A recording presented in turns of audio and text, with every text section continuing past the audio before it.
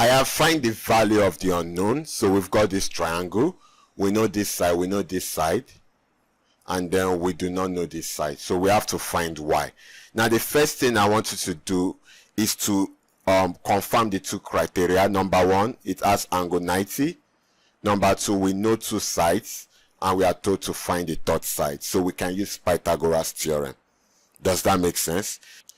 Now the next thing you want to do is to state the theorem. So let's have solution.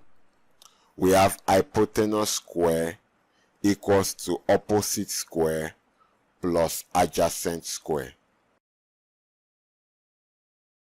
Now if you look at this question, we're not given any angle, so we can just take an arbitrary angle.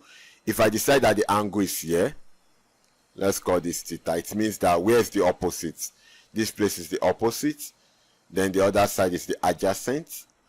And then the side facing angle 90 is the hypotenuse. So we have the hypotenuse here. Does that make sense? So it means that the hypotenuse is y, the opposite is 4, and the adjacent is 3. So we slot this into the theorem. Now let's do that. So hypotenuse is y, so y square equals to opposite is 4, 4 square plus adjacent is 3, so we have 3 square. Are you with me? So y square equals to 4 square is 4 times 4, which will give me 16, plus 3 square is 3 times 3, which will give us 9. So we have y square equals to 16 plus 9. So that will give us y square equals to 16 plus 9 is 25. So we have y square equals to 25. Now remember, what we are trying to find is y, not y square. So we have to find a way to remove this square on top of the y. Now how do we do that? We find the square root of both sides. So we can write find the square root